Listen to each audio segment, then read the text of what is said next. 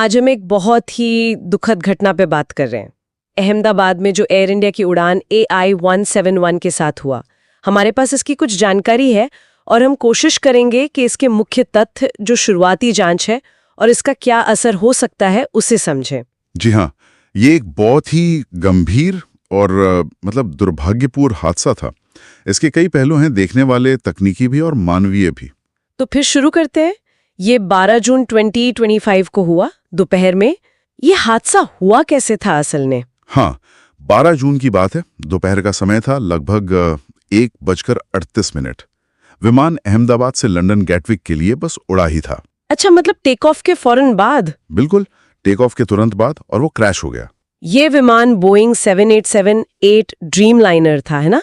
Tell number VTANB वाला? वही Boeing 7878, और ये गिरा अहमदाबाद के मेघानी नगर इलाके में, सीधे BJ मेडिकल कॉलेज के एक हॉस्टल ब्लॉक पर जा गिरा। ओह, हॉस्टल पर? हाँ, और जाहिर है इतनी ऊंचाई से गिरने पर और फ्यूल के साथ एक बड़ा धमाका हुआ और फिर भीषण आग लग गई। ये सुनकर ही बहुत भयानक लग रहा है। नुकसान मतलब जाने कितनी गई होंगी। हताहतों के बारे में क्या पता चला है? हाँ, आंकड़े बहुत दुखद हैं। विमान में जितने भी लोग थे, सभी 241, मतलब 230 यात्री और 12 क्रू मेंबर, कोई नहीं बच पाया। सभी 241? हे भगवान। जी, और इतना ही नहीं, क्योंकि विमान हॉस्टल पर गिरा तो जमीन पर भी वहां 39 से ज्यादा लोगों की मौत हुई है। तो मतलब विमान से कोई भी जीवित नहीं बचा? यहीं पर एक अविश्वसनीय बात है। एक व्यक्ति बच गए, विश्वास कुमार रमेश नाम के ब्रिटिश नागरिक, सीट 11A पर थे वो। सच में? सिर्फ एक व्यक्ति? हाँ, सिर्फ वही एकमात्र जीवित बचे हैं, और उन्हें चोटें भी मामूली ही आई हैं, ऐसा बताया गया है। ये तो वाकई किसी चमत्कार जैसा लगता है। खैर, इतने बड़े हादसे के बाद जाहिर है जांच बहुत अहम हो जाती है।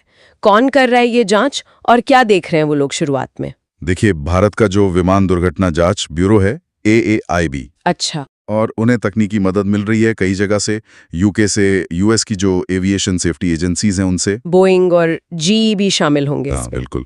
बोइंग कंपनी और GE एरोस्पेस, क्योंकि इंजन GE के थे तो वो भी पूरी तकनीकी सहायता दे रहे हैं। तो जांच का फोकस कहाँ है अभी? कुछ सुनने में आया है कि शायद इंजनों पर खास ध्यान दिया जा रहा है। सही कहा आपने। जांचकर्ता दोनों इंजन्स की स्थिति को बहुत ध्यान से देख रहे हैं। इसमें एक दिलचस्प बात यह है वैसे, क्या? कि जो दाहिना इंजन था विमान का, वो बिल्कुल नया था। मतलब हादसे से कुछ ही महीने पहले मार्च 2025 में ही बदला गया था। अच्छा, हाँ। मार्च में? हाँ, जबकि जो बायां इंजन था वो पुराना था, उसकी आखिरी सर्विसिंग 2023 में हुई थी। तो एक इंजन काफी नया और एक काफी पुराना। ये तो अपने आप में एक एंगल हो सकता है जांच का। बिल्कुल। क्या दोनों इंजनों के प्रदर्शन में कोई अंतर था? क्या थ्रस्ट में कोई दिक्कत आई, या हो सकता है फ्लैप्स या लैंडिंग गियर में कोई समस्या रही हो, या फिर क्रू ने उस वक्त क्या किया, ये सब देखा जा रहा है। और ब्लैक बॉक्स वो मिल गए होंगे? हाँ, फ्लाइट डेटा रिकॉर्डर और कॉकपिट वॉइस रिकॉर्डर दोनों बरामद हो गए हैं। उनसे मिलने वाली जानकारी जाहिर है सबसे अहम होगी। इस हादसे के फौरन बाद एयर इंडिया की तरफ से और बोइंग की तरफ से क्या कदम उठाए गए? उनकी क्या प्रतिक्रिया रही? एयर इंडिया ने तो तुरंत एक्शन लिया। उन्होंने एहतियात के तौर पर अपनी जो लंबी दूरी की उड़ानें हैं उनमें करीब 15% की कटौती कर दी, अस्थायी रूप से। अच्छा। और उनके बेड़े में जो बाकी 33 बोइंग 787 ड्रीम लाइनर विमान है, उन सब का इंस्पेक्शन शुरू कर दिया। ये तो जरूरी भी था। हाँ, और एयर इंडिया के जो चेयरमैन हैं N चंद्रशेखरन, उन्होंने इसे अपने करियर का सबसे दिल दहला देने वाला संकट कहा, और भविष्य में सेफ्टी और रेजिलियंस, मतलब लचीलेपन पर और ज्यादा जोर देने की बात कही। और बोइंग, उनके लिए तो ये बहुत बड़ा झटका होगा, है ना? 787 ड्रीम लाइनर तो उनका फ्लैगशिप जैसा है। हाँ, और ये बात बहुत बहुत अहम है।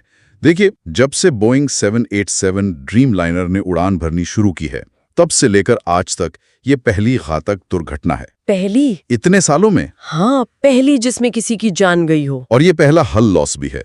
हल लॉस मतलब विमान इतना डैमेज हो गया कि अब उसकी मरम्मत नहीं हो सकती, उसे कबाड़ी माना जाएगा। तो ये इस विमान के रिकॉर्ड के लिए बहुत बड़ी बात है। बिल्कुल। ये 787 ड्रीम लाइनर की जो छवि थी, एक बेहद सुरक्षित और आधुनिक विमान की, उस पर एक सवालिया निशान तो लगा ही है। और इसके नतीजे सिर्फ एयर इंडिया या बोइंग तक सीमित नहीं रहेंगे। हाँ, इसका असर शायद पूरी दुनिया में एविएशन सेफ्टी स्टैंडर्ड्स पर भी पड़ सकता है। पड़ सकता है, बिल्कुल। ये घटना जरूर वैश्विक विमानन सुरक्षा नियमों और प्रक्रियाओं की समीक्षा के लिए प्रेरित करेगी। तो हमने आज इस दुखद हादसे के कई पहलुओं को छूने की कोशिश की।